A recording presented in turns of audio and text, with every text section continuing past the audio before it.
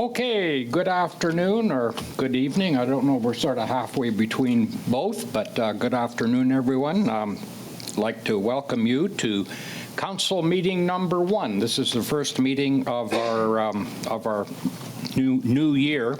Our new year starts in November. At least that's what it says right here. So at this point, I'd like to call the meeting to order, and we respectfully recognize that we meet on the traditional territory of the LHTAKO DENE Nation. I would now like to get a motion to approve the agenda as is circulated, and I'm so happy that there are no late additions tonight, so it's a nice, clean agenda. So do we have a mover?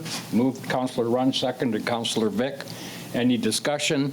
All in favor? Opposed? Carried. Thank you.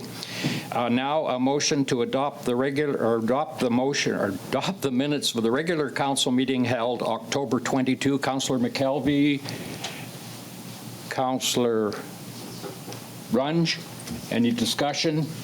All in favor? Opposed? Carried. Thank you. We have no presentations. We do have a delegation, and I'm very pleased and honored to welcome our new member of the Legislative Assembly for Prince George Cariboo North. Did I get that right? Sheldon Clare. So Sheldon, welcome.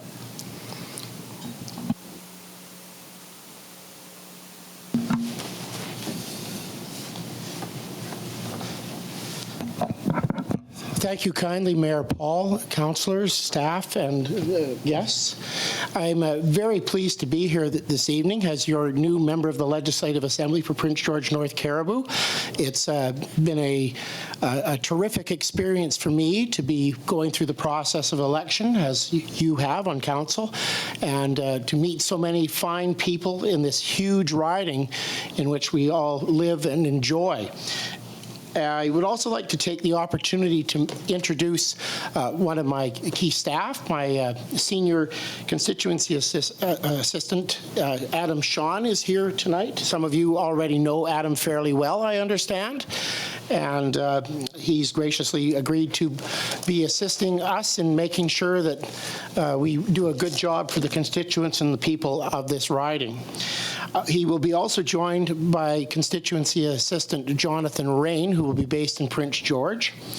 We will be operating 2 offices. The main office will be the Quesnel office, and that will be in the same place as the previous office. I had looked into the options for establishing another office, but on balance, and after persuasive efforts on behalf of the mayor and also my senior constituency assistant and others, we examined the current office and found it is perfectly suitable for what we need. It's well known. It provides the element of privacy which is necessary for people to be able to meet with their MLA and staff, and it's going to be where we have our main base. We're also looking for a suitable facility in Prince George, and we're considering a few options there. The choices in Prince George, given the shape of the riding, are somewhat more limited than the bountiful options available in Quesnel, but we're going to make it work regardless. I'm very much looking forward to establishing a good working relationship with each and every one of you on council. I already know some of you by your businesses and your workplaces. I can't say I've frequented some of them too much because that wouldn't have been good for me, Councillor Scott. But I can say the same about some of the confectionery items that I've partaken about as well, Councillor, and the games and all the rest of the fun things that are resplendent in this fine community. So I have already hit the ground running as your member of the Legislative Assembly.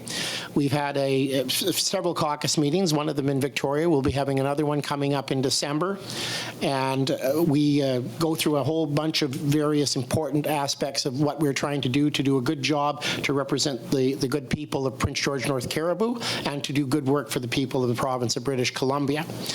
And having said all of that, I am happy to take any questions you might have of me.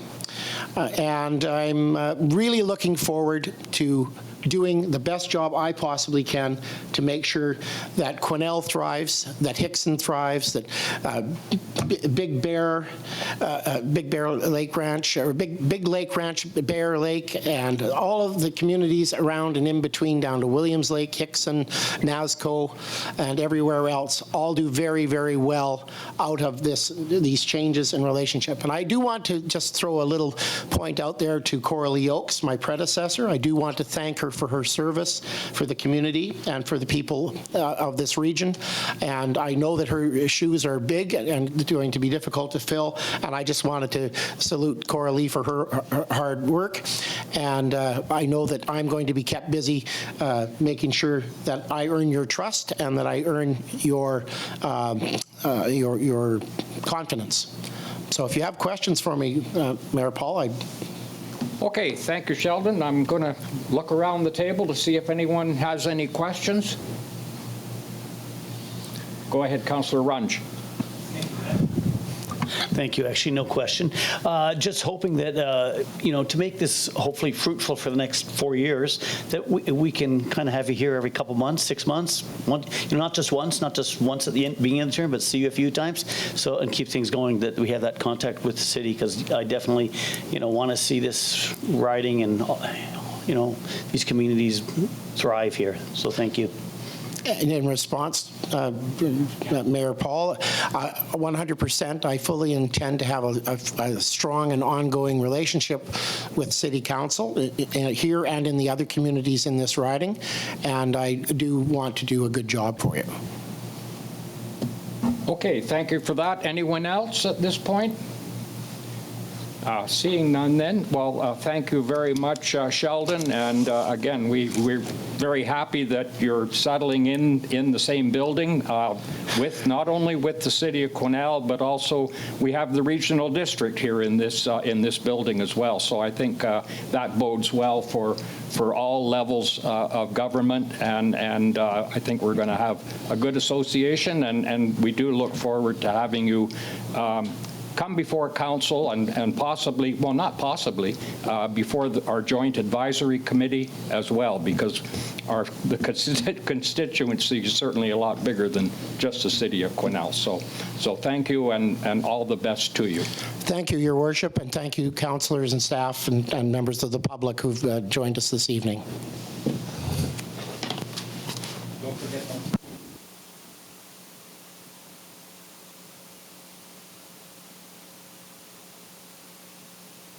Pardon me, I'm sorry. We don't have any items arising out of previous special closed meetings. We don't have any unfinished business, but we do have some committee reports. And so now I'd like to call on Councillor Runge to report on the October 17 Policy and Bylaw Committee meeting.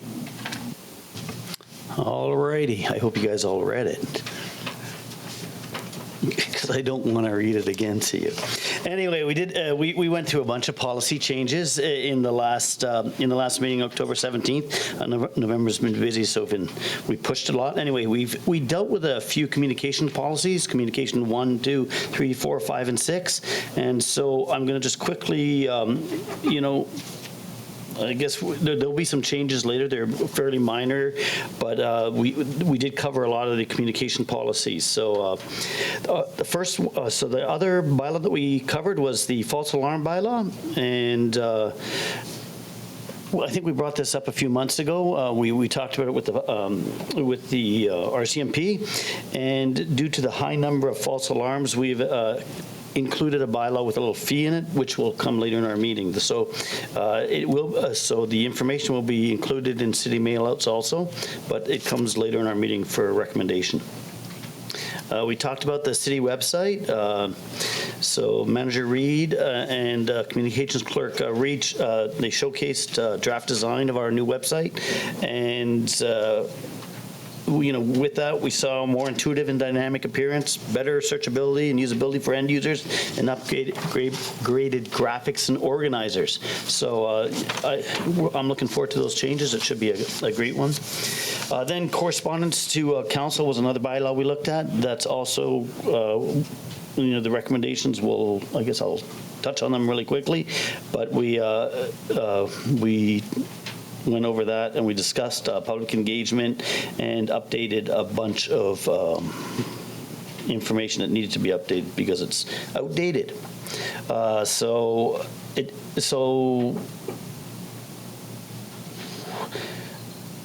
You know, I don't know if I want to read it all. So Yeah, you've got some recommendations to deal with. So, yeah, let's go to the recommendations, please. So, and this is where it would have been great to have my color copy, but, so the policy, communications policy number 1 on newsletters.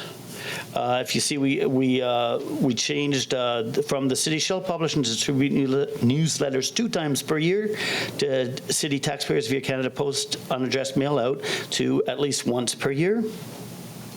And on the surveys, we changed surveys to surveys and engagement, and we removed number 3, which we'll see later on when we you know, they're all on the back there. But in addition to replace number 3, the city may utilize a third-party engagement platform to highlight city projects and initiatives and to gather community feedback through surveys, questionnaires, and other forms of engagement. The use of engagement platforms and tools shall be directed by the city manager on a project-by-project basis. So that was added in as our new number 3. And we also removed cable television section from the bylaw, as we don't use it anymore. So are you moving that as recommendation number 1? Yes. Is that where we want to go, staff? Yep. That's what we're looking for. Sure. So I would like to recommend moving that first, COM 1, the changes that I just discussed.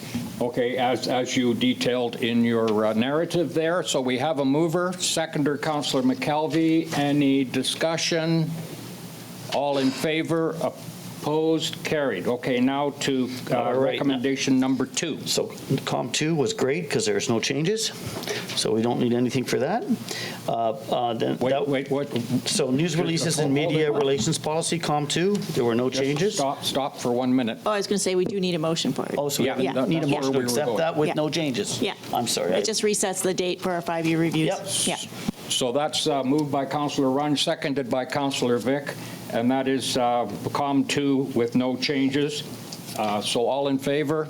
Opposed? Carried. Now, right. a similar motion for COM 3 with no changes. Which is the municipal elections period communications policy, COM 3, and I'd like to move that with no changes also. Okay, that's moved by Councillor Runge and seconded by Councillor Vic. Any discussion? All in favor? Opposed? Carried. Okay, now we go to COM 4. So moving on to, which is our social media policy, and there will be the following revisions. So from tourism channels to economic development, from tourism channels / economic development to tourism and business promotion channels and economic development.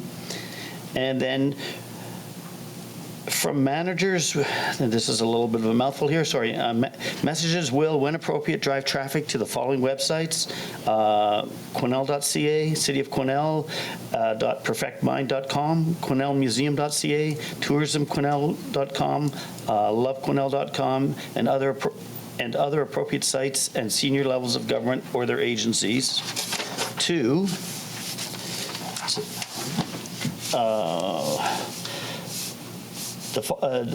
messages will, when appropriate, drive traffic to the following websites: Quesnel.ca, City of Quesnel, .perfectmind.com, Let's Connect Quesnel, QuesnelMuseum.ca, TourismQuesnel.com, LoveQuesnel.com, and other appropriate sites and senior levels of government or their agencies.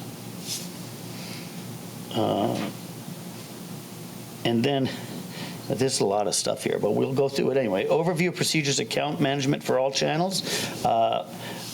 We would change that to overview procedures, account management for all city channels. And under the elected official participation, we're going to remove item B.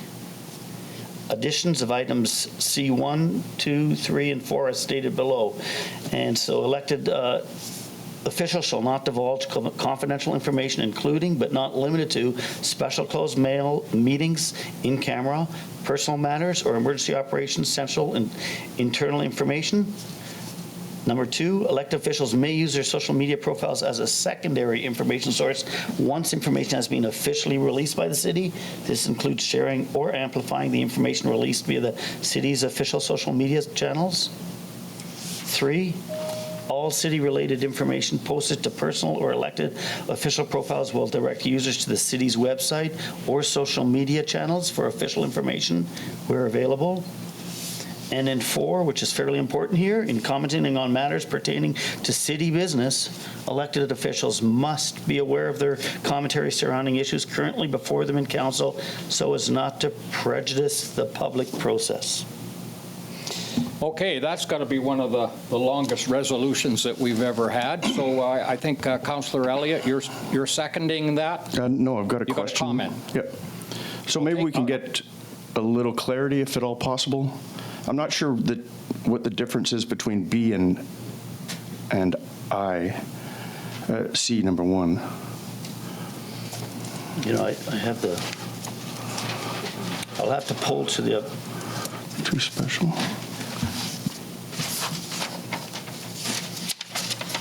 just looking for where the sheet is, sorry. To me, it looks exactly the same. I'm sorry, Councillor Elliott, what, you wanted the difference between what? Okay, so if we're on page 24 here, okay, so we can see that under elected officials' participation, B has been struck out. And it looks to me like under C1, it's the same thing. So I don't want to be missing no anything. problem. Yeah, we removed that to put it into the section C. Just a reorder, I get Yeah. it. Okay, and then some clarity on 2, if you wouldn't mind, please. So I don't have the version in front of me right now. So on number 2, the elected officials may use their social media profiles as a secondary information. Yeah, so when using social media, your social media account and you were talking about city business, that you use it as, you know, if you were the person using it, sorry, if a councillor were using it, that they use city information and use that as a source of officially released information. So, okay, my question would be, what if the city doesn't release what I want to be talking about? For example, if I want to talk about this conversation tonight, I'm fully allowed to do that. Yeah, as long as it doesn't prejudice the public process. If we had a meeting afterwards here and your commentary on Facebook or on your site prejudiced the public process, then that wouldn't be appropriate. Okay, could you give me an example of that, please? Sure, we're talking about some budget issue, let's say, and I'm just pulling this out of the air, and we have city information on the budget process. You're given commentary. The public comes in and, based on your commentary, is prejudice to our process, because we as a council should be following our processes here, and it shouldn't be a public Facebook post that changes what happens. You know, you can help me here, Carrie, if I kind of have that correct. Yeah, I think the main intent was just that if the city's putting out news releases and et cetera, that you're just sharing the city's releases versus putting out your own information, just so we have consistent messaging. Okay, I'm still a little unclear on prejudicing the process, though. For example, so I'll use an example. If we were going to try and promote building the arena, for example, okay? I mean, so are you saying that I'm not allowed to have my own opinion on that? Because that could prejudice the public for sure. But if that's something that I'm passionate about, then would that not be allowed? We fully expect that council will say their own version of things on social media. It's just not to complicate the issue by saying something different than the city's official news releases. Yeah, and also. Sorry, what was that? Go ahead. Is it okay? Yeah, sure. I don't like that. I feel like that's censoring our personal opinions myself, but that's how I feel about that. Yeah, I think that, you know, anything that is said at a public meeting, and we are in the public domain, and I'm sure, Councillor Elliott, you're not referring to anything that would be said in a closed environment, but certainly in a public meeting, I would think that we are free to, you know, express our opinions. Okay, thank you. I agree 100%. So this is why I'm caught in a little confusion here. Okay, no, that's fair, but here's what we're saying, or what I was trying, we're hoping to get to, maybe, I don't know. Listen, if we're doing city business, and we've decided on things, and then your commentary doesn't follow anything that we voted on here, then our public process is being undermined. I have to disagree. Well, If I vote against something, I'm allowed to tell the public why I voted against it, whether council agrees with that or not. Yeah, that Even was- if I'm the only person that has said no to something and council unanimous or, you know, agrees to it, I still have my opinion. And the people that voted for me, a lot of them demand to hear my opinion on these things. So I don't think this is appropriate, and I won't be voting in favor of it. Go ahead, City Manager. I was thinking that we could suggest that we just remove that 4 at the moment and adopt the rest of the policy, and then we can take some more look at that back at PAPCOM, and then maybe come back with some language that maybe explains it a bit better. yeah, because the intent was never to censure you. That wasn't the intent. The intent, okay. Yeah. I get where you're coming from. So, Yeah, okay. So if we can strike that off there, and I think we'll bring it back to PAPCOM, and hopefully we'll get some input from all of you too in that process. We can decide what. So for clarity, we're going to strike the 4 that are there now? We're going to strike just number 4. Just number 4, right? Well, no, I don't agree with number 2 either. Elected officials may use their social media profiles as a secondary information source once information has been officially released. To the mayor's point, if anything that we're talking about in here is public, I should be able to talk about that. Period. Yeah, personally, I agree that this needs some more work before we So vote on it. I So would why don't we agree just- with why don't we taking just not number vote? 1 and putting it under C just to have it in the same kind of compartment, but I think this needs more work. So No disrespect intended, No, but that's I fine. think. Absolutely. That's actually, as I read it like that, and that's fine. This is absolutely perfect. So then what I would suggest is that we keep COM 4 and we revisit COM 4 and bring it back to you in a future date. Yeah, so basically what you're suggesting is that we do not vote on this tonight and On COM 4. refer it back to committee. On COM The 4? entire number 4 package. Am I correct? Help me here. I'm sorry, that's what we're calling this huge thing here? COM 4, gotcha. Okay, I thought you were Yeah, talking about take the bullet 4. whole thing back. Thank you for the clarity. Yes, agreed 100%. Okay, is that, So with if the council's approval okay of with the that, we'll bring mover? that back to bylaw. If Yeah, or maybe we're moving it a off. suggestion, it could be a great strategic planning conversation as well. Exactly. Okay, so we're going to skip over resolution regarding COM 4. Rhea, do we have a mover and a seconder? Okay, then it's dead for now. Okay, Councillor Runge, right, let's try COM 5 and see if that fits. Let's keep going then. Whoa, you guys, so if there's something right now, just tell me before I read it all. You're like, all right, so.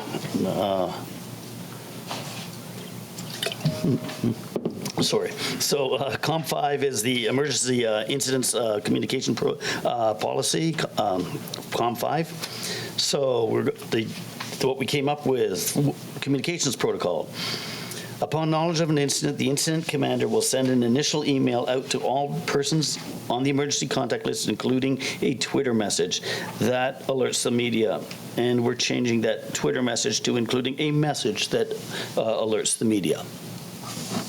Okay, so you're moving that one? Oh, yes, I'll move that one. Okay, That sounds and good. seconded by Councillor Elliott. Any discussion? All in favor? Opposed? Carried. See how easy that was? Okay, let's go to COM 6. All right, so this is brand usage policy with the following revisions. So additions, so there were some local versions that were added on. So we had the additions of the airport, museum, and let's connect Quesnel word marks. So then there were some general policy copy changes. So from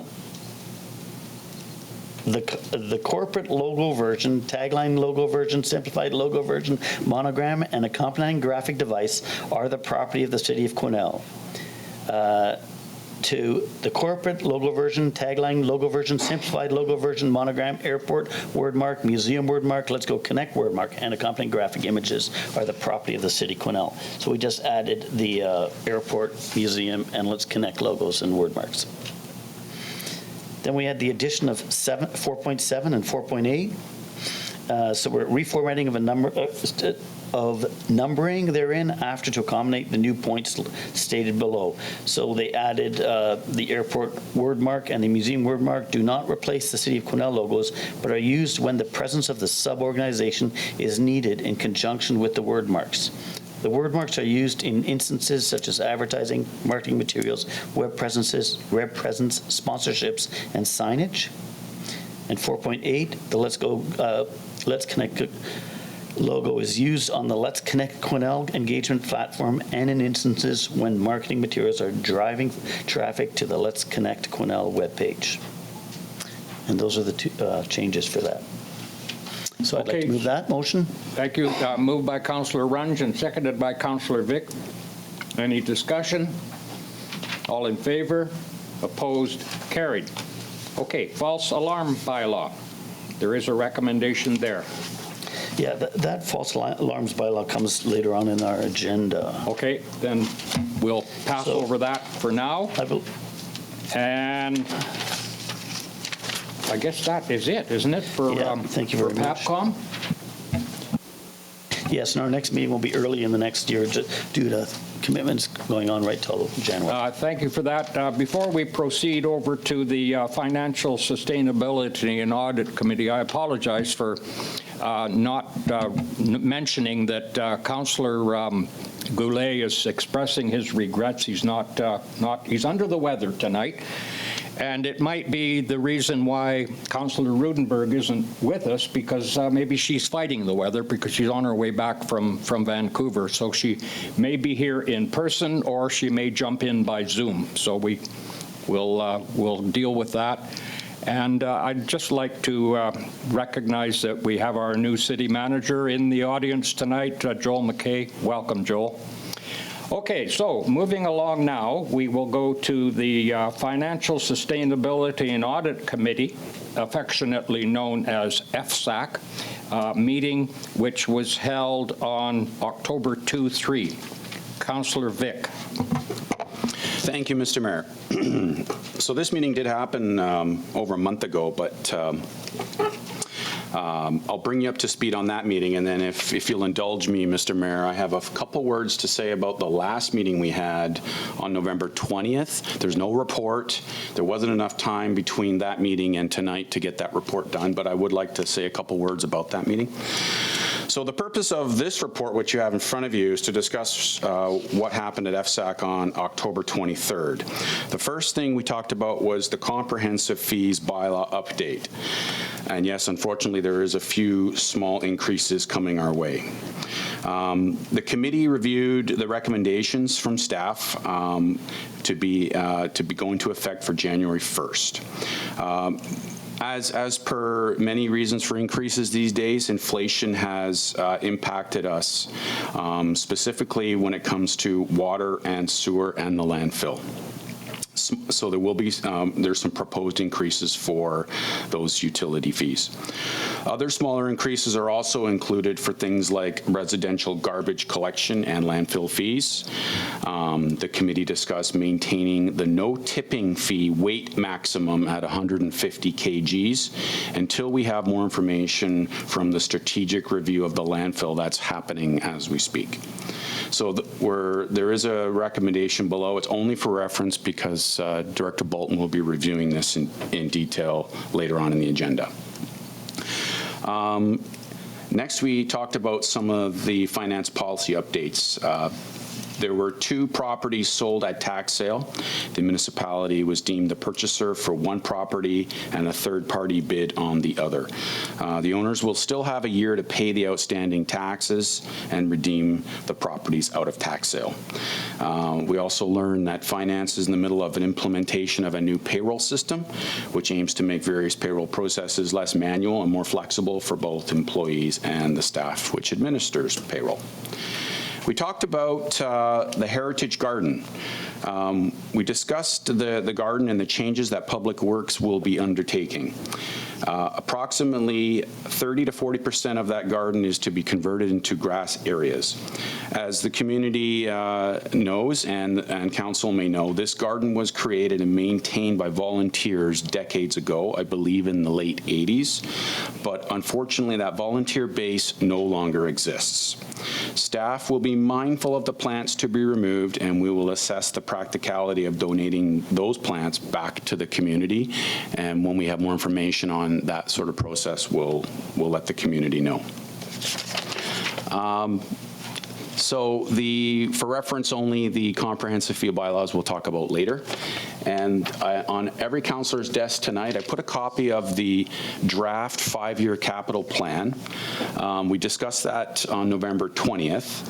And the reason why I put that on your desk tonight is we are having another pass on this on December 4th, another look at this draft plan. And for the public's information, this plan is also available on our website under past agendas from the finance meeting from October 23rd if the public would like to look at this draft plan as well. And I invite council to take a close look. This is a large capital plan. It's $14.6 million. The biggest item on the plan is, of course, the Johnson Bridge, which we're hoping to move on this year. But there are also some other smaller projects which I hope you will take a look at. If I could ask you to scribble on your budget there, page number 7, there's an idea floating to move forward with a small, sort of a half redesign of our baseball fields at West Fraser Timber Park. Council may recall a couple of years ago we were presented a strategic plan to realign all the ball fields there. It was $1 million plan, not feasible for council in terms of a budgetary position. However, one of the ball diamonds in that configuration requires a significant repair and upgrade, and FSAC discussed the proposition of doing a half completion of that ball diamond configuration in light of the fact that there is a ball diamond which will be removed from Cariboo Field, which basically takes away a user group's field. So we could solve several small issues by considering this realignment. I'm probably talking too much about it, but I invite council to certainly take a look at the draft capital plan. We have a FSAC meeting next Wednesday at 9 a.m. Of course, you're welcome to join us. We hope you do. But if you have any questions or concerns or comments, you can certainly email them to Director Bolton or myself, and we'd be happy to advance those on next Wednesday. That concludes my report, Mr. Mayor. Okay, so thank you for that. There's no recommendations at this point. That'll be coming up later. Councillor Runge. Yeah, so given that this was shown to us fairly recently, how does it move forward through us and the public? Like, is there going to be public input, or when are we going to have input to some of these things if we do not make that 9 o'clock meeting on Wednesday? So yes, I sent it out to council a couple of weeks ago so you could start to have a review, and we've given you a copy tonight again. So it'll go back to FSAC one more time for review, and then once FSAC reviews it and then comes to council, so likely at the December 17th meeting for a review and a discussion, potentially approval, or hopefully for approval in early January. Thank you. Okay, thank you. So we're done on that one. Okay, now let's move to the next item, November 6, 2024, Housing Solutions Table, and that goes to Councillor Elliott for a report. Thank you, Mr. Mayor. The purpose of this report is to provide council with highlights from the most recent Housing Solutions Table meeting. I'm not going to read it verbatim. You're very welcome. The North Cariboo Interim Housing Needs Assessment took place. Brendan Daw of Urbanics presented the draft report. Some of the important notes included that the HNA will guide the OCP, the official community plan, as we move forward. There will be a revision update to the zoning amendment where needed. The potential housing need is calculated in the next 5 years to be upwards of 913 units that need to be created. So there's a challenge there, and 2,506 in the next 20 years. So we've got to continue to be moving forward. There's no doubt about it. The official community plan, rezoning update, the need to review and revise the official community plan zoning bylaw for 2025 with the new housing needs assessment. The Housing Accelerator Fund, this one's a little funky because we applied for it before and were denied. But we can apply for it again, and if eligible, if we do get picked, we can get up to $3.7 million. But it's kind of tricky because one of the stipulations on getting this kind of funding to get the approval is you have to tick all the boxes to make it look appealing. Unfortunately, we've done so much work already in housing, and none of the things that we've done in the past are allowed to be included in the next application. So we have to kind of reinvent the wheel.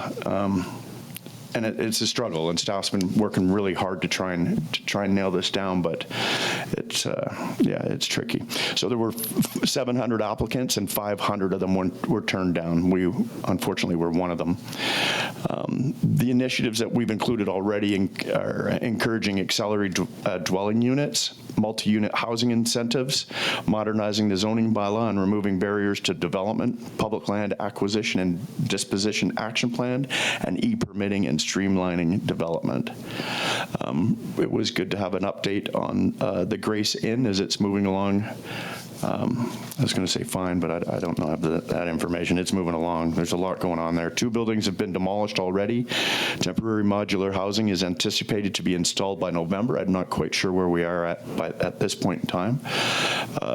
Demolitions for the 2 buildings abutting Davie Street is anticipated following a development permit application for a new supportive housing facility.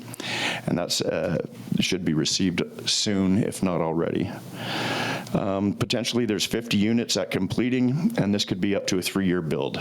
So it's a little tight in that little corner there, but by the end of it, hopefully everything is going to be fantastic with 50 new units. Short-term rental accommodation, Quesnel is not mandated to have a policy around short-term rentals, so that was okay.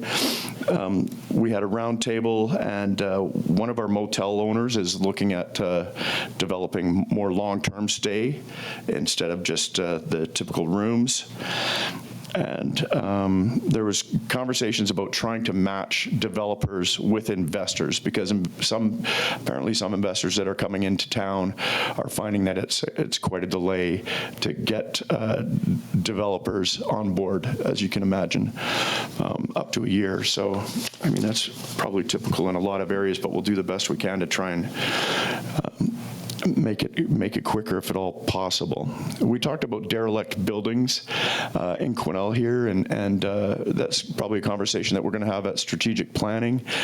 There's a desperate need in town for more land, and there are certainly some buildings that people aren't living in that are derelict, that are fire hazards, things like this that have to be looked at, and it's a real challenge. But maybe, and I'm not speaking for anyone here, but maybe it's something that we can have a conversation about focusing bylaw a little more in that direction. But that'll come at the pleasure of council.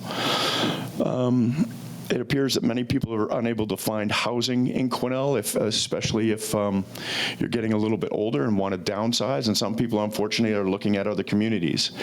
That's the last thing that we want to hear. We don't want people moving out of town to, specifically Prince George was mentioned, because they can't find some of the housing that they would like here. A great example is right next door, where I think it's 57 units that are being developed right now, and that's fantastic. fantastic for Quesnel. The challenge there is that they're all going to be rentals, and some people don't feel that comfortable, about selling their homes and then going into a rental facility because of the uncertainty.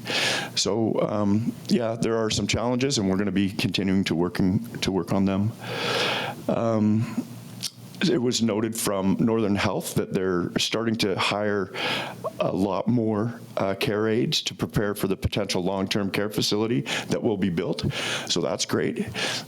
But once again, it focuses on the need for housing. If this facility does go forward, and we all hope it does, over on the west side at Cariboo Field, we're going to need a lot of care aides. We're going to need a lot of staff there, and housing is going to be an issue. So I think that would conclude my report, sir. Thank you. Thank you for that. Any questions? I have a question. Go ahead, Councillor Vic, first. Thanks, Mr. Mayor. I don't know if Scott can answer it or Director Turner, but regarding the short-term rental accommodation, so we're referring to Airbnbs, I guess? Is that the... That's one example, yeah. Okay. And a quick search from anyone can realize that we have Airbnbs already in the city. So are they offside right now, or how much of a priority do we need to make this to sort of enable it, or... My understanding is that we don't have to make any changes because we're not under the radar. Is that correct? Thank you. We are not required to have Airbnb policy. We're not required to have policy as other communities to restrict Airbnbs. Technically, they're all illegal because there's no zoning that permits them. Shh. Okay, so we'll leave that one alone for a sec. And I just want to concur regarding your last bullet there about the need for some kind of housing segment for seniors looking to not necessarily rent, but go into a stratified situation where they own a condo or whatever. The North Cariboo Senior Council hears about this all the time, and I think if it's not costing us residents already, which I believe it probably is, it's going to cost us a lot of residents in the near future. So I hope we can come up with some kind of strategy to encourage that kind of development. So thank you for bringing that forward. If I could just comment on that, Mr. Mayor. Thank you for the comment, Councillor Vic. And yeah, we do have one of your representatives on the board, which is great. And yeah, obviously it's not just the elderly, but it's a huge thing right now with, and we have to understand that if we can help with that housing with the elderly, if that's going to be our example right now, that when they downsize, then it's a double benefit because people are going to be able to move into their homes. So there's a lot of work that has to be done, and stay tuned. Okay, thank you. My question is maybe a suggestion more than a question, and that is that in view of the fact that we have been turned down not once, I believe twice on this Housing Accelerator Fund, just once. Okay, and the fact that we cannot use our previous activities and our previous programs and our previous initiatives, I think that it would be in order for us to send a letter to the administrators of the Housing Accelerator Fund and the government bureaucracies and the politicians at the end of that to say that we should be able to use those, because I think it's totally unfair that we took the lead and we're being punished for taking the lead, in my view. And I share the same view, sir. Yeah, I mean, I've talked to a lot of people from other communities, and they've seen the work that we've done, and other communities are jumping on board now to do that as well. So if I understand you correctly, we'll wait and see if we get accepted first before we complain to them. If we don't, I mean, it's a good point either way, but I would suggest, I think you're saying that after, hopefully we get accepted and then we can just forget about it. But if we don't, yeah, we should be able to put those comments in. That's fair because, like you've mentioned, we've done a lot of work. Director Turner has done a ton of work over the years, and it just doesn't seem to be a fair playing field. But I think a lot of the monies, as talked about, are going to bigger cities as well. It's not really fitting in with us, but we shouldn't be penalized for that, I don't think. Okay, well, we'll keep I'll keep an eye on that, and I'll just put out a call to all those developers out there. We need a gated community because my yard is getting too big to look after, and that would be our next move to a gated community where we can own, and certainly with mass timber and with modular housing, that's in the news now. And because we're in a lumber town, and we've got a lot of mill space and yard space and a very experienced and ready to go workforce, I don't see that there's any reason why we couldn't move on that one. So we'll keep an eye on that, and I'm looking forward to bringing that matter forward at Strat Planning.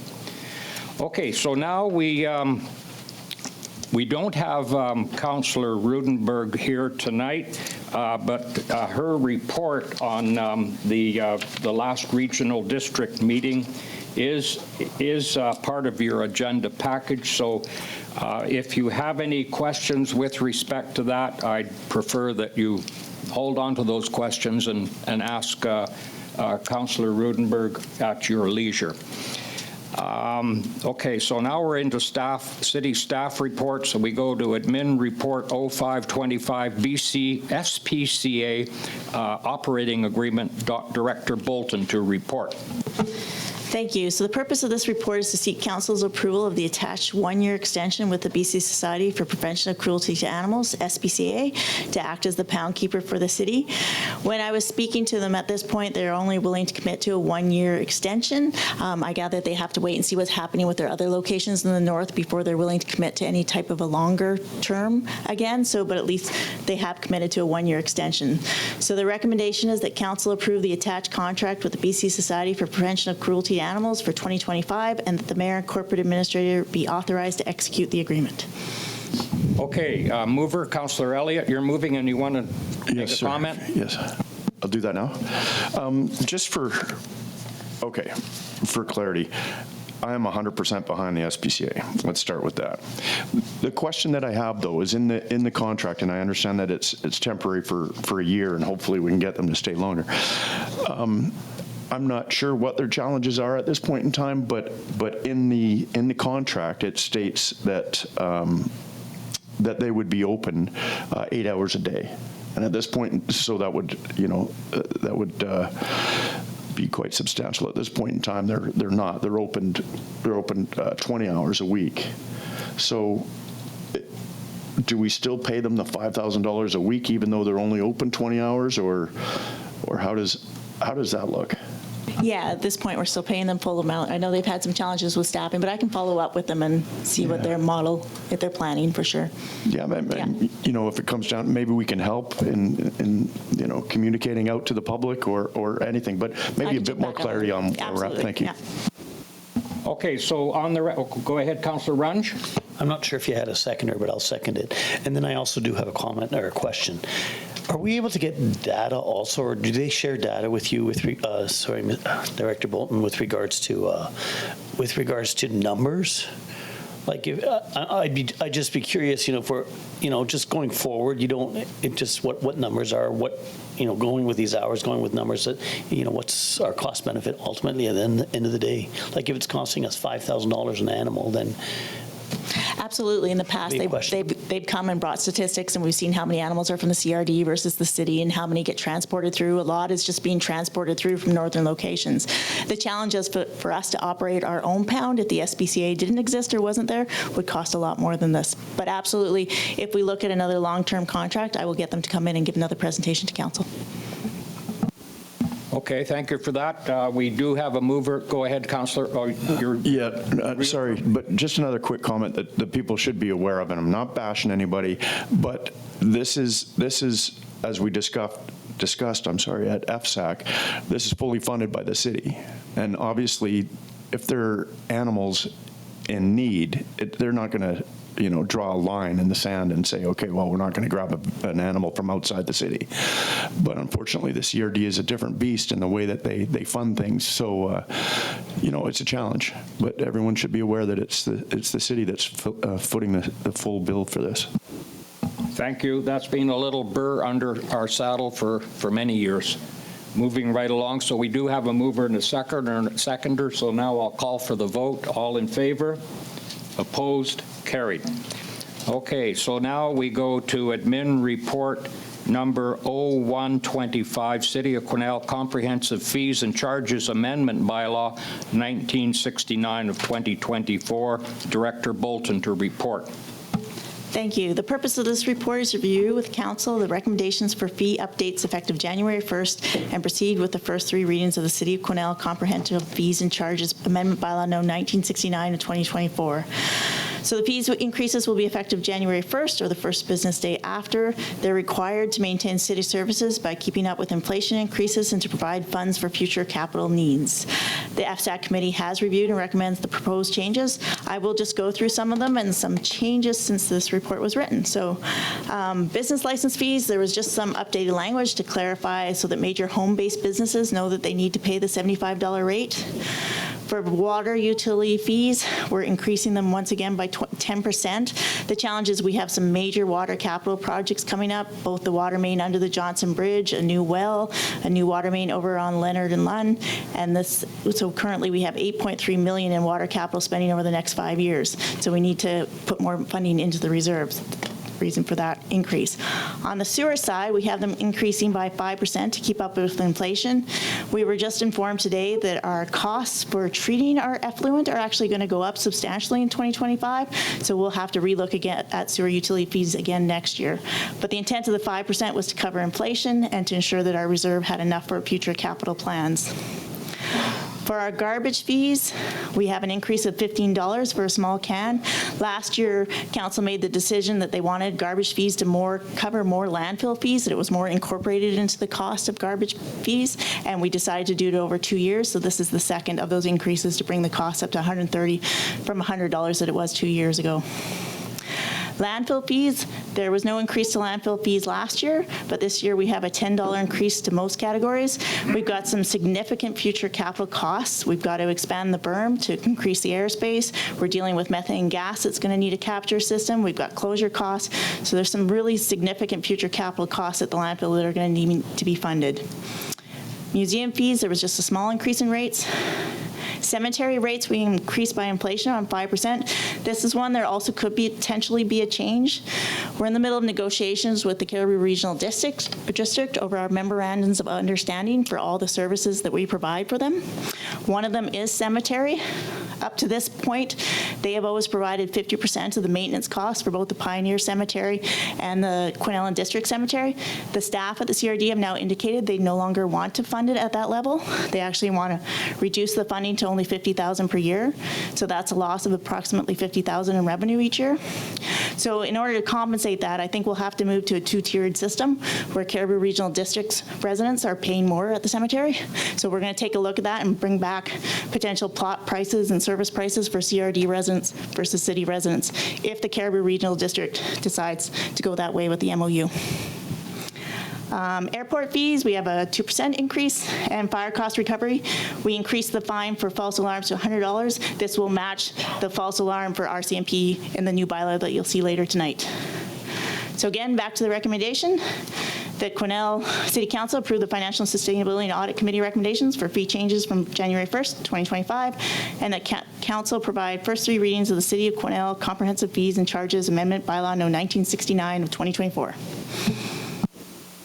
Okay, so on the recommendation, so we can actually do the readings at this point in the agenda. So I will look for a resolution for first, second, and third on that bylaw. Move Councillor McKelvey. Seconded Councillor Vic. Any discussion? Councillor Runge. Thank you. So with regards to those changes possibility to the cemetery, maybe there's a chance here for us to put the SPCA into that memorandum of understanding and kind of offset some of the things, because it is definitely a joint piece of work there. Then my second question was with regards to, do we meter any water in any of the businesses in town? The MDF plant is the only one that we do. So when we have policies here with up to X number of liters of volume or whatever I think I'm going to pick on the microbrewery. that would just be based on, They actually do have a meter at that facility too. Okay. Yeah, but we don't charge by the meter. The only facility that's charged by the actual volume is the MDF plant. thank you. Okay, so we have a mover and seconder, right? Yes, good. Is there any further discussion? Before we go to the vote, and this is something that I would like to see in the future, is rather than just putting in the number in red that the fee is going to, I think it would be in the interest of transparency and I guess full disclosure to put what the fee was before, rather than just what the fee is going to. So that's just my comment. Okay, so. Yeah, we can absolutely include a copy of the old bylaw with the new bylaw. Yeah. Okay, so no further discussion on that. So all in favor? Opposed? Carried. Thank you. Now we go to the next report, which is Admin Report 0325, Three Rivers Community Forest, Manager Robinson to report. Please and thank you. Thank you, Mayor. Good evening, Council. So the purpose of this report is to update the City of Quesnel on the Community Forest Agreement CFAK3W that was received on November 4th, 2024 by the City of Quesnel, LHTAKO, DENE, NASCO, ESDELA, and Lacuse Dene First Nations from the province of British Columbia. So since 2020, the 5 governments have been working on securing a CFA through the Provincial Area-Based Tenure Program. The CFA for Quesnel is called the Three Rivers Community Forest and is jointly held through a limited partnership. Now that the area-based tenure has been secured, the next steps in the Three Rivers Community Forest process are to hire a general manager, sign on to a forest stewardship plan, and then eventually a forest landscape plan, meet with local licensees and begin transitioning for existing cutting permits and forestry obligations within the tenure area, and continuing the process of public engagement and community outreach. It is anticipated that the Three Rivers Community Forest will be operational by the end of 2025. And there are no recommendations. This report is for information, but I will just skip down to the bolded section in the background.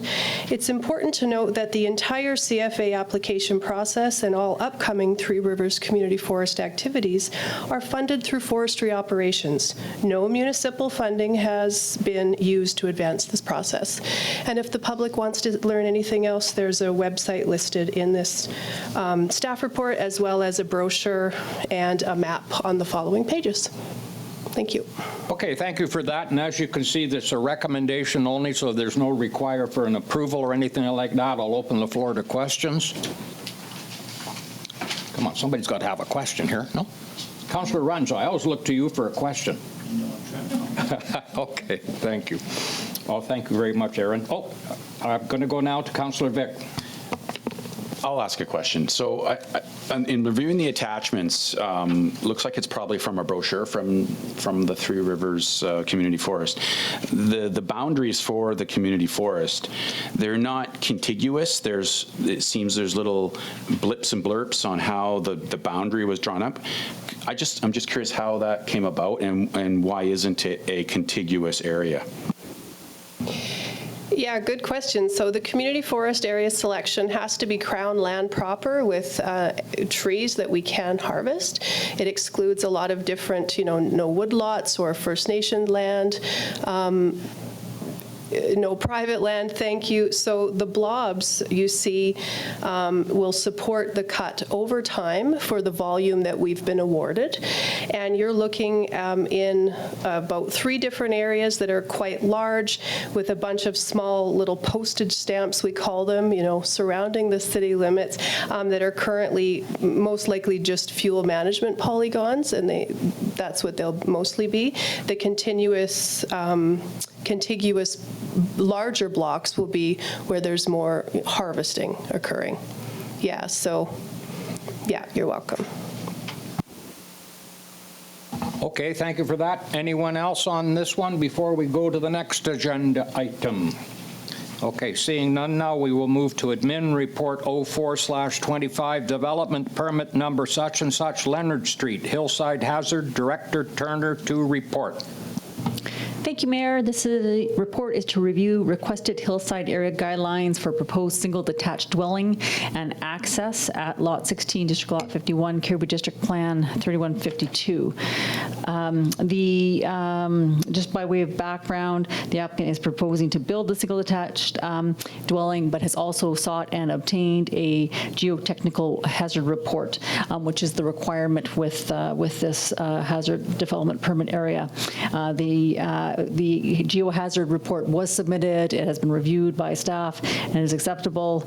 And the requirements of this report will be that the applicant adheres to the recommendations in the report. So I'm just going to go right into the recommendation, which summarizes it all up. The council approved DP 2024-77 for the construction of a single detached dwelling on Lot 16, District Lot 51, Cariboo District Plan PGP 13152. Subject to adhering to the recommendations in the geohazard report from Octo Engineering dated 2023-0709, including the edge of any footing is to be set back 1.5 meters from the slope crest, and at building stage, a qualified professional must be engaged to ensure compliance with the setback. And importantly, that the last recommendation is, and that a Section 219 covenant is registered on title, referencing the geotechnical report and conditions of development prior to building permit issuance. Okay, thank you for that. I'm looking for a mover. Mover, Councillor McKelvey, and Councillor Elliott seconding. Is there any discussion? No discussion? Okay, then I'll call the question. All in favor? Opposed? Carried. Thank you. Moving right along now, we will go to admin report 02/25, snow contractors liability insurance, Director Bolton. The purpose of this report is to request council to approve the addition of 2 of our snow contractors to the city's liability insurance by way of a service provider agreement. The city has used this option through MIABC to add the snow contractors to our insurance by the way of a service provider agreement for the past few years. It is financially difficult for some of the city's smaller contractors to get snow liability insurance, and the city needs these contractors to maintain our level of services. So there's 2 recommendations. 1, that council approves a service provider agreement between the city of Quesnel and Kelly Kirkham, and 2, that council approves a service provider agreement between City of Quesnel and Kodiak Mechanical. Okay, so on the first one, regarding recommendation number 1, we have to do this with 2 separate resolutions. So Councillor Vic, you look like you're in a mood to move that one, and Councillor Elliott is seconding. Any discussion? All in favor? Opposed? Carried. Thank you. Next one is number 2, and that is going to be moved by Councillor Elliott and seconded by Councillor Runge. That was a nod, wasn't it? Sure. Oh, thank you. We'll have some discussion. You're going to have a question or discussion. Okay, the floor is yours.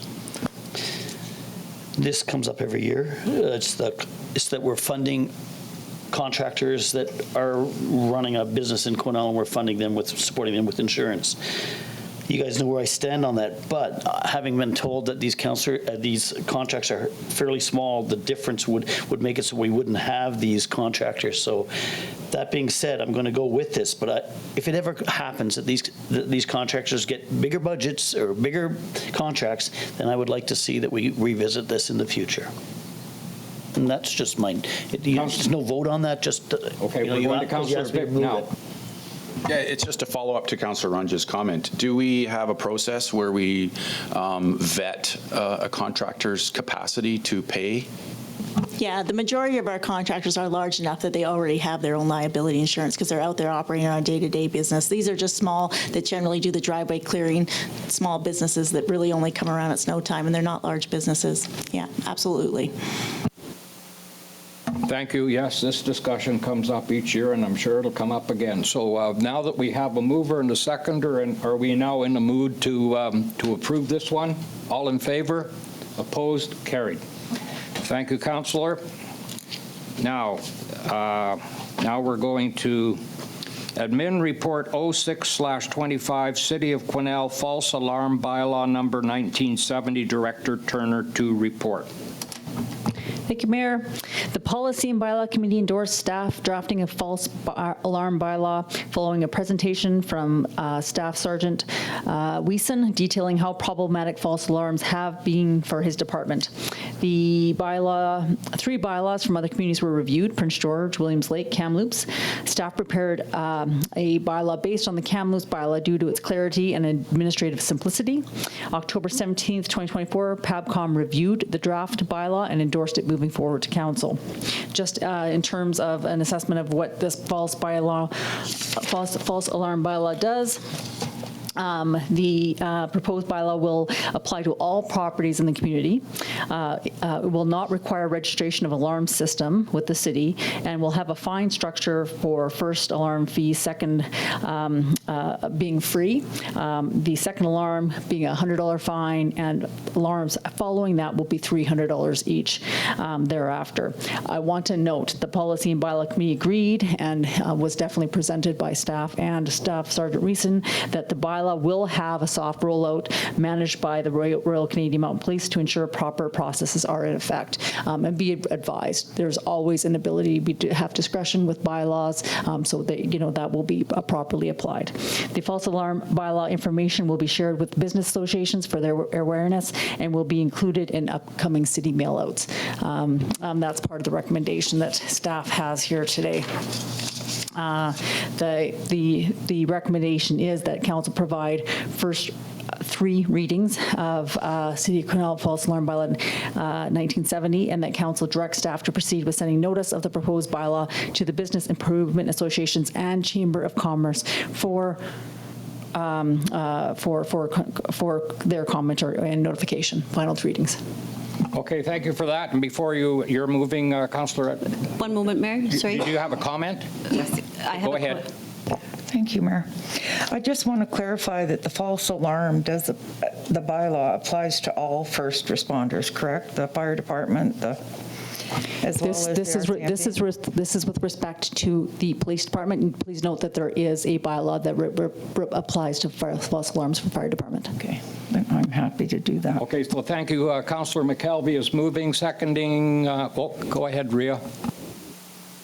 Sorry, through the chair to Director Turner. First 3 readings or first reading?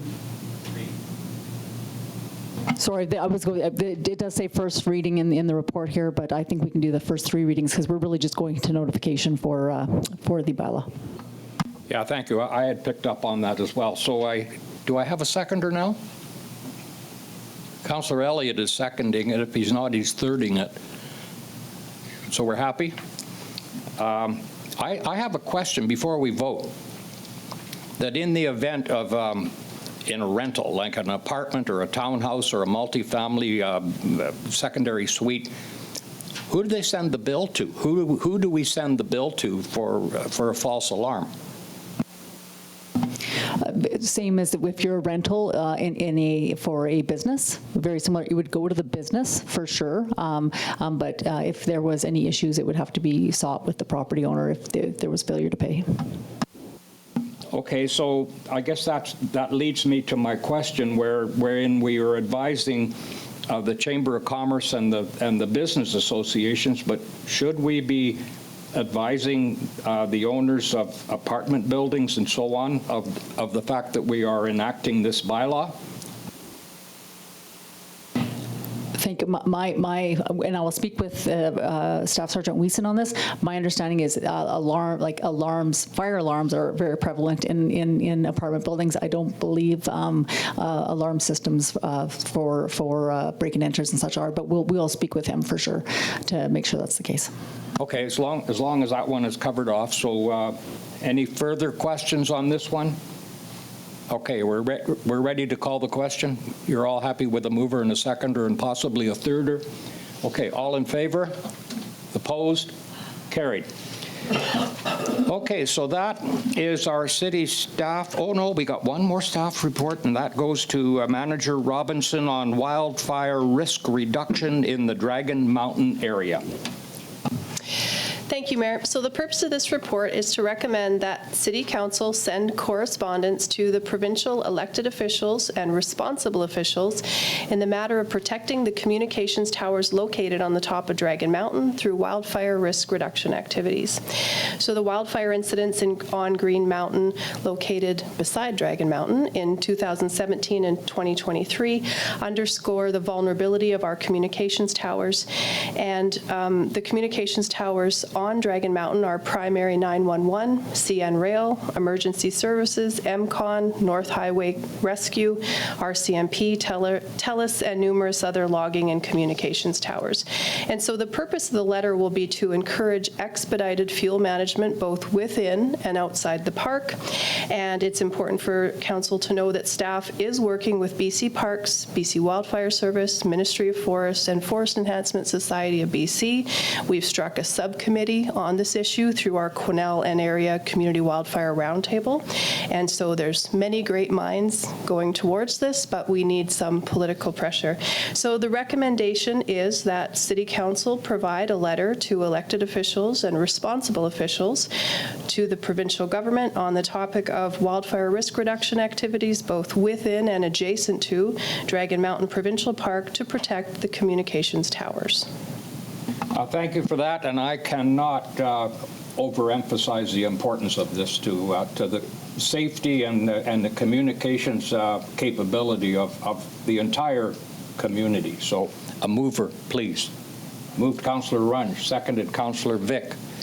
Any discussion? I mean, this is a no-brainer. So, okay, I'll call the question. All in favor? Opposed? Carried magnanimously. And unanimously, too. Okay, so council information package. Has anybody asked anything to come forward? Okay. The next item, we have two items of correspondence. From October 18th, 2024, North Central Local Government Association Mental Health and Addictions Accord. Do we need that letter read into the record or a summation? Sure. Attached is the signatory version of the Mental Health and Addictions Accord for your potential endorsement. The Accord is a living document aimed at identifying shared principles and actions to promote improvements in mental health and addiction services across central and northern BC. There was a mental health and addiction symposium held on November 13th, 14th, 2024 in Prince George. And they've advised if your local government is not able to endorse the Accord before the symposium, please note that endorsement can be provided at any time following the event. Additionally, the Accord is scheduled for review and an update in 2025, offering further opportunity for input and endorsement. But obviously I was unable, but that we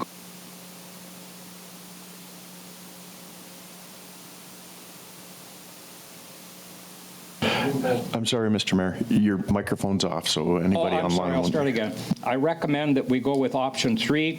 We are interested in endorsing the Accord, but will not have approval in time for the Mental Health and Addiction Symposium. We will provide confirmation at a later date.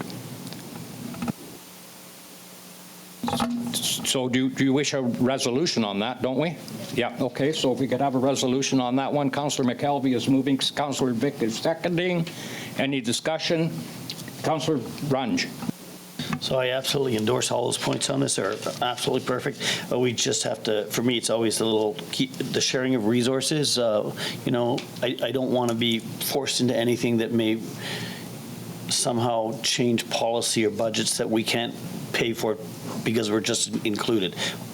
All of the topics, I love them. Just sharing and being part of it and helping out wherever we can, absolutely. But if there's ever any big financial issue, that it comes back to council for discussion at that time. Okay, so we're happy with the mover and seconder. I can now call the question. Are we all in favor? Opposed? Carried.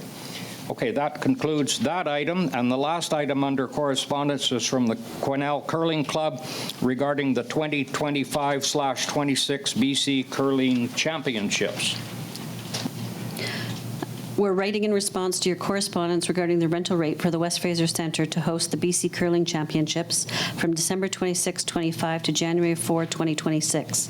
We understand the quoted cost for this period is $16,250. To make this event financially viable for all parties, we propose that the cost be approached as a joint venture. Under this arrangement, the total amount would be divided equally amongst the City of Quesnel, the Cariboo Regional District, and the Quesnel Curling Centre, with each organization contributing $5,417.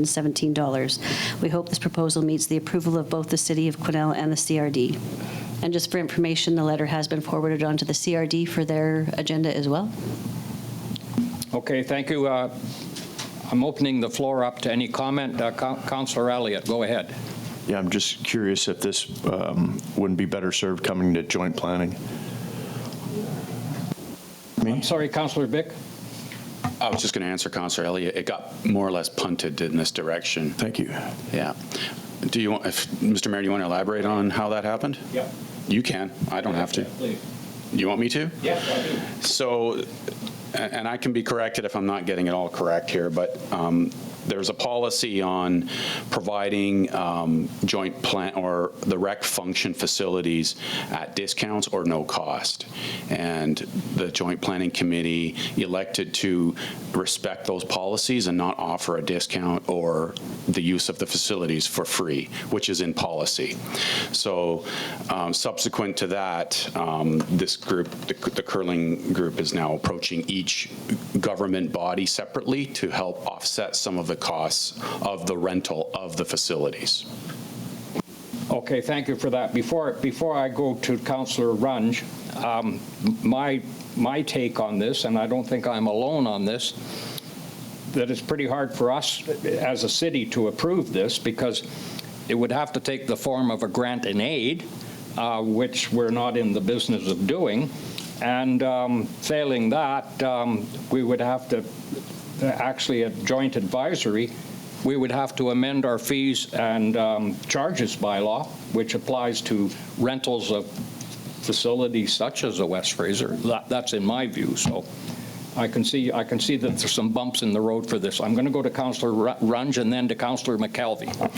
Yeah, so barring no bumps in the road that where we're breaking our own policies, just as another thought, because we do have council initiatives. If we believe this is an event that we want to support our community with, or any other person that was in need coming in saying, look, we could only run this with your help, this would be something that I believe we could use. I'm just, I'd look to Director Bolton to see if that's actually okay for us to do like that.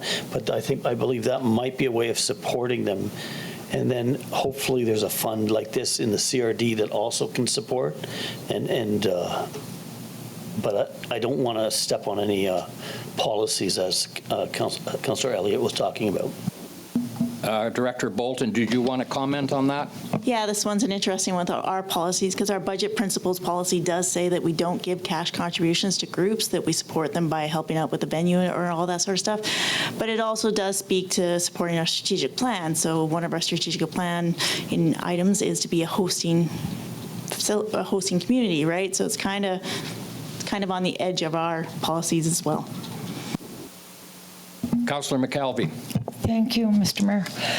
I would like to support this, and I understand that, we don't give monetary contributions, but it was my understanding at the joint planning meeting that this money was basically to cover staff and their wages and, putting the lines down and that type of thing that was going to be necessary to have this. And, I'd also like to say that, I would like to support it because I think it's really, really important for the community. It's an economic impact. It helps, it helps our motels. It helps everybody. So I'm definitely in favor of supporting this. Thank you. Okay, thank you for that. And I know that we don't have another joint advisory committee meeting. The one in December, I understand, was just canceled. So there's certainly not time. Go ahead, Councillor Runge. it's just with regards to the time. Like, is that timeline of end of November still right in forefront? Because I think this needs a little bit of discussion, possibly. Like, when's the latest that they would have to know by? Like, this is, This is next year. I know, so when would they need I think their timeline is still intact because the folks who organize want to get the announcement out by the end of November. That was the time issue.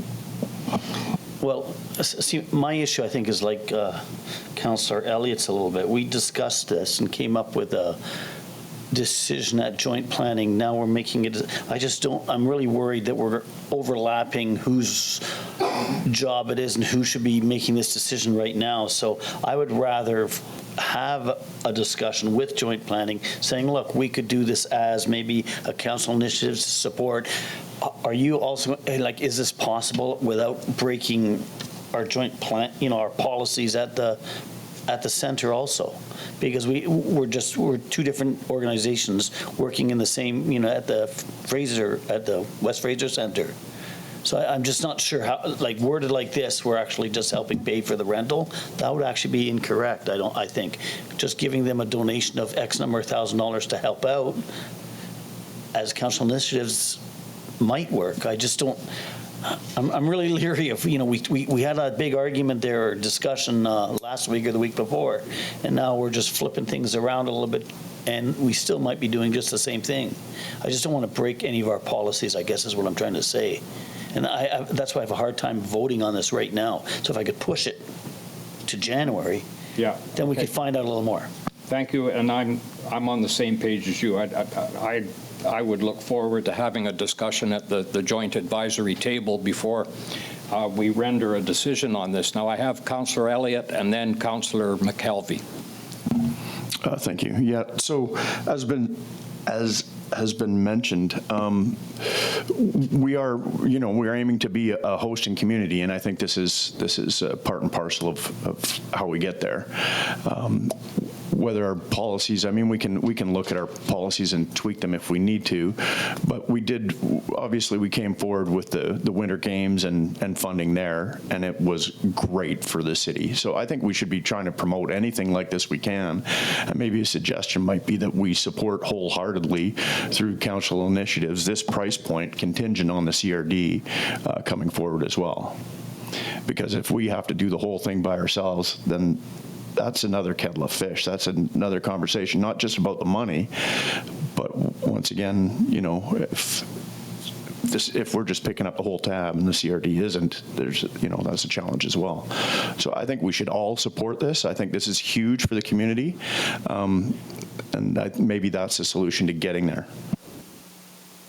Oh, Councillor Vic. Oh, no, I'm good. Go ahead, Councillor Vic. You sure? Yeah, I support this. Mr. Mayor, you mentioned that we should have another go-around at joint planning with this, but that decision was firm. That decision was ratified that was not going to be handled as a joint rec function because of policy prohibiting the discounting or providing a free facility. So I think joint planning's finished with this decision.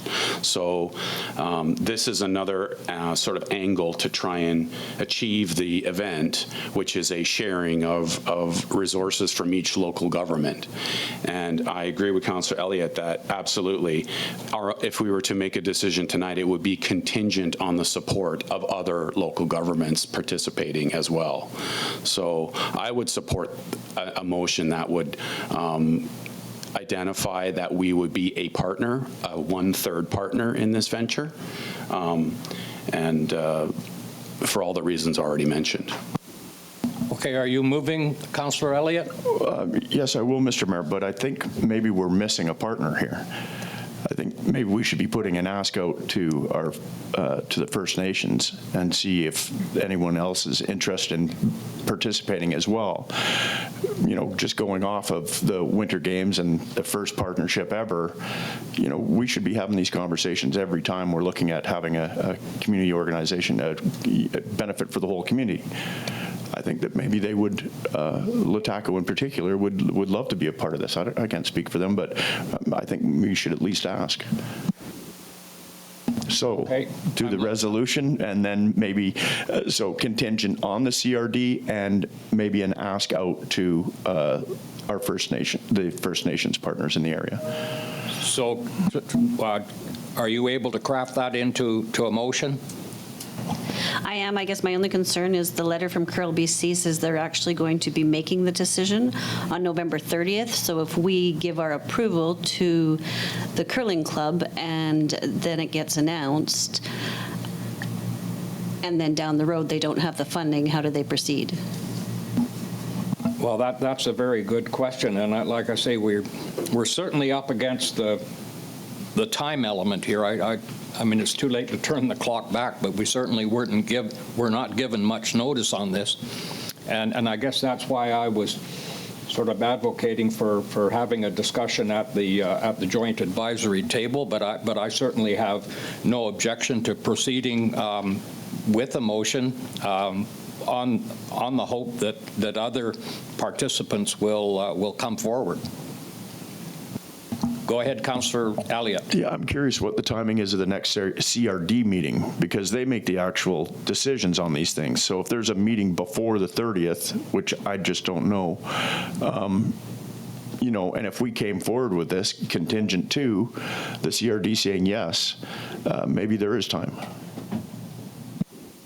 Go ahead, Councillor Runge. Thank you. So hearing those things, I'd actually like to propose a motion that says that council initiatives contribute as a partner to a maximum of 5414. So that way, if there's more partners, that amount would go down. Like I want that somehow crafted. Like if there were 6 partners, it would only be $2,700, like to the rental of the facility.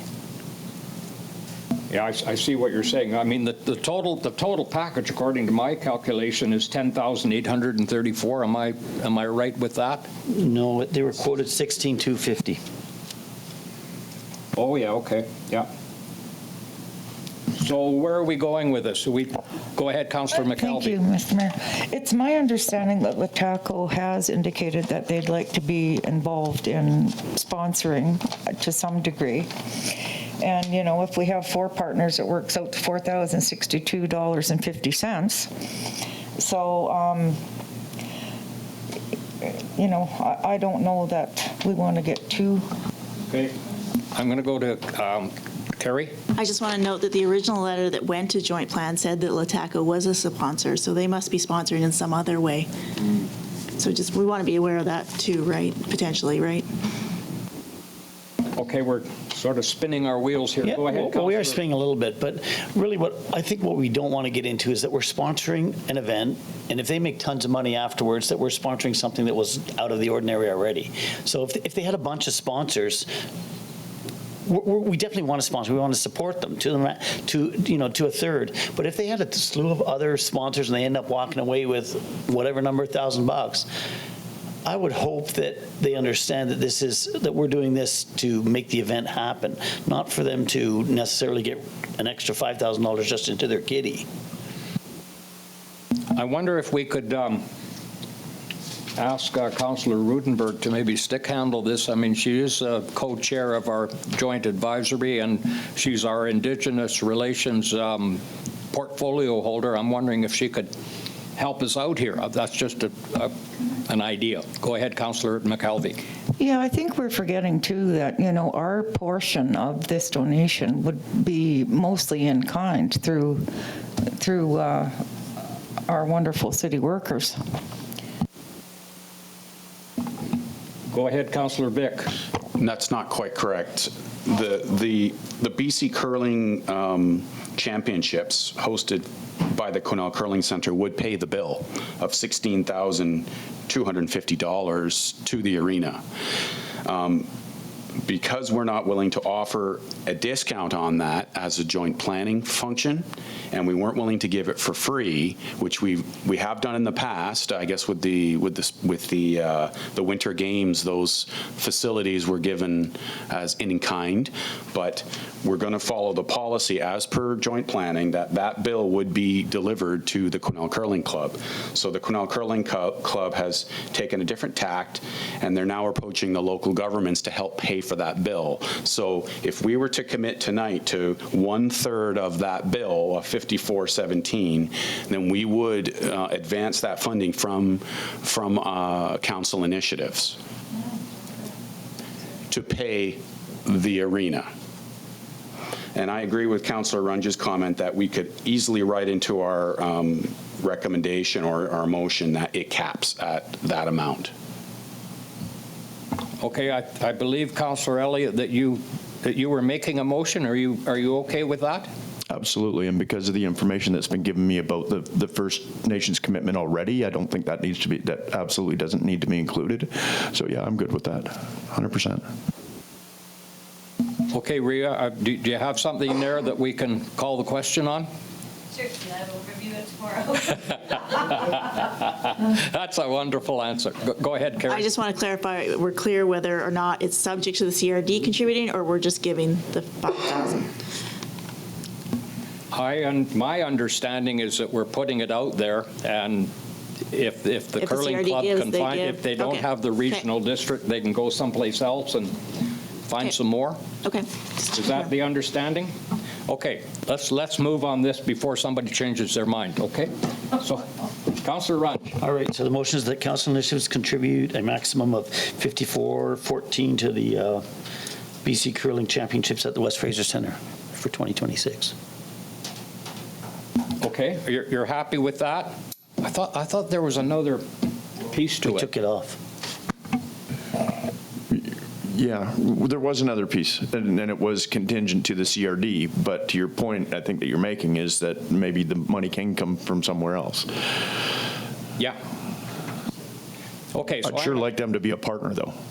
It just would be logical. We're all in the same team here.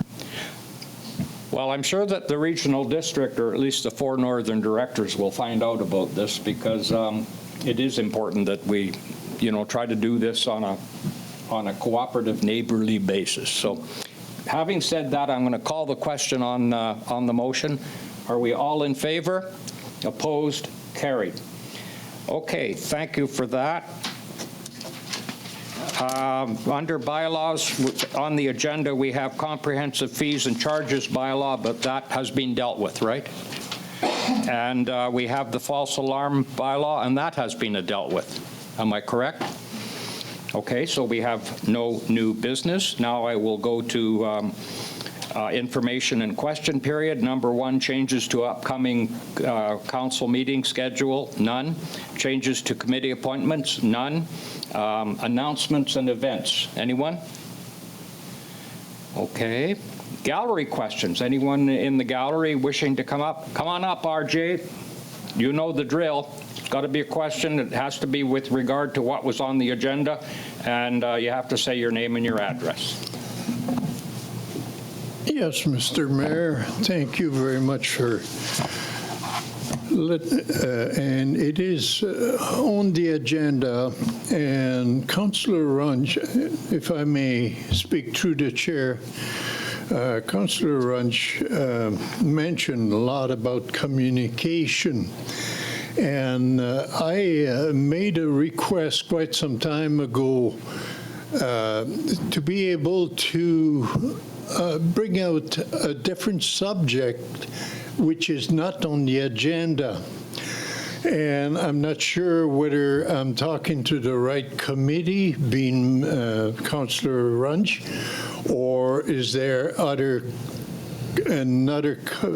committee that will deal with this particular request of mine, which was, and I'll repeat myself, which was something other than at the agenda of each meeting. So, Councillor Runge, thank you. Yeah, I'll speak to that. So I would like to propose that we actually bring this up at strat planning, because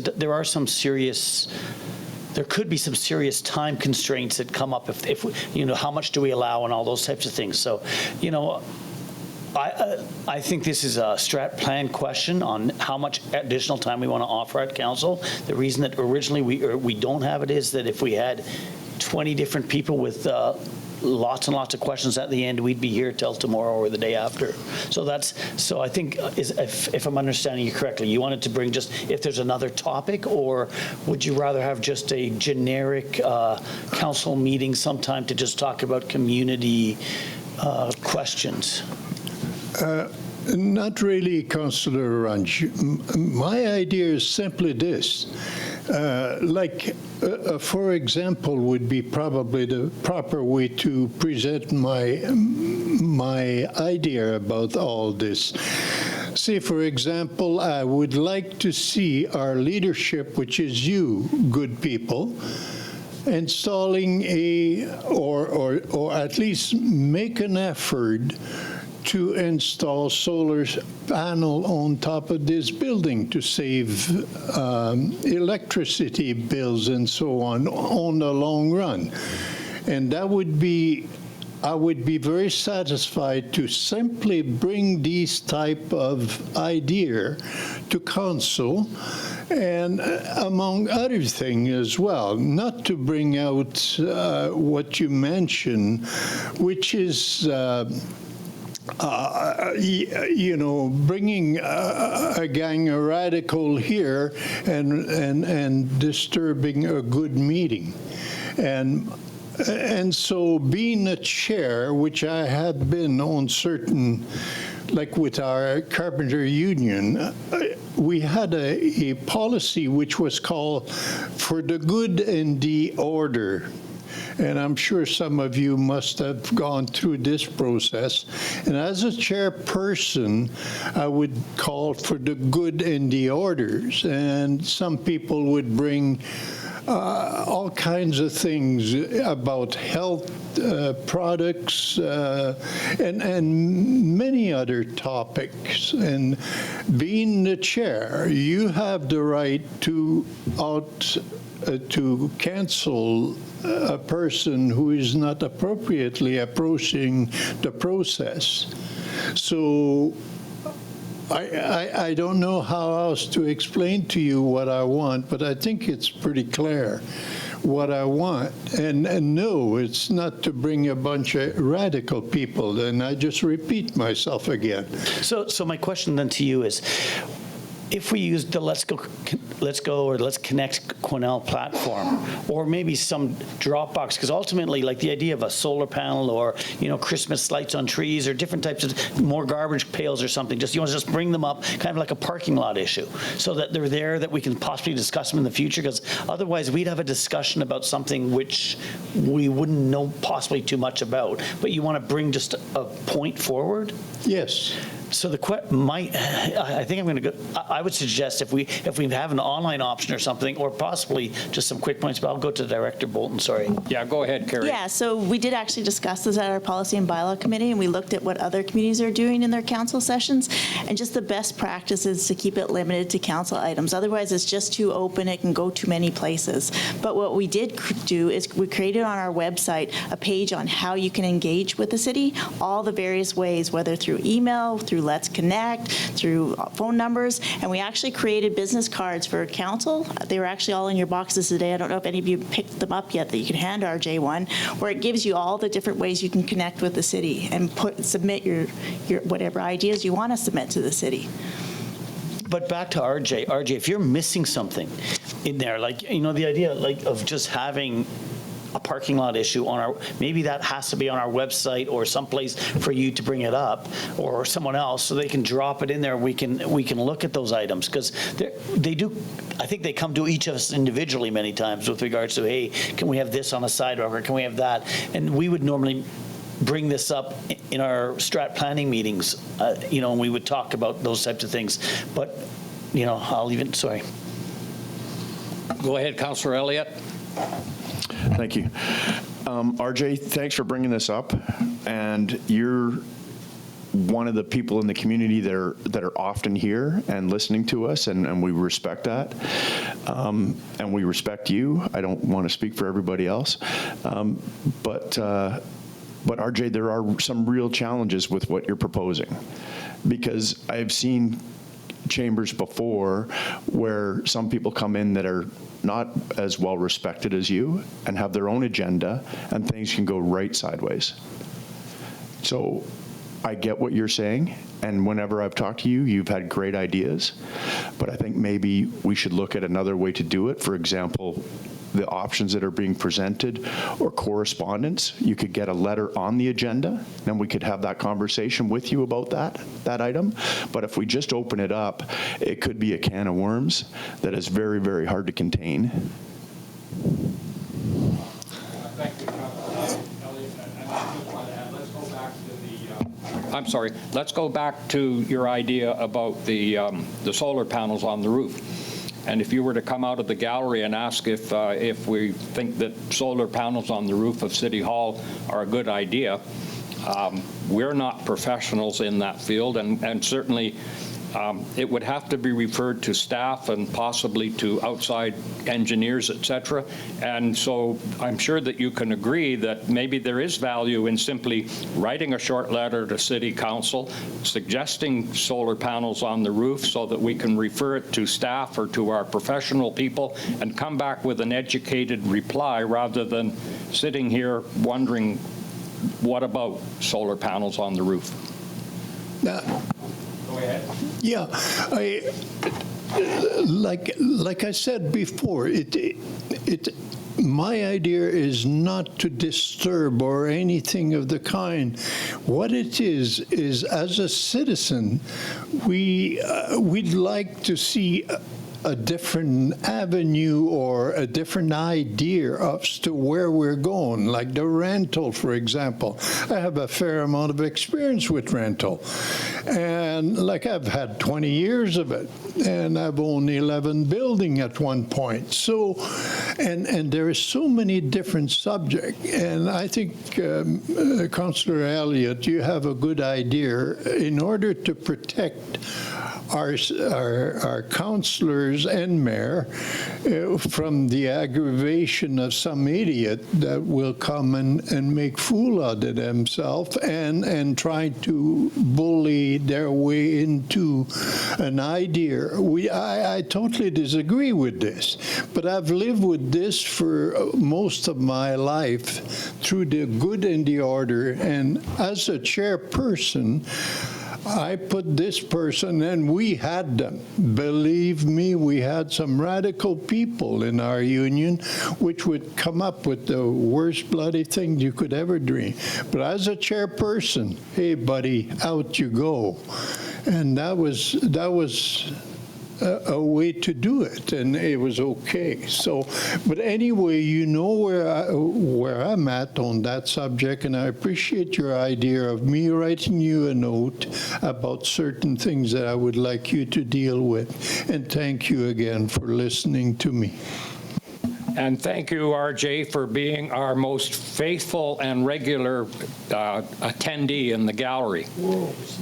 Well, I'm so, oh, yes, our most faithful and vocal. There we go. there's a great guy. Thank you. Now I cleared that one. Thank you. And it certainly, this matter will be coming up at our strategic planning session.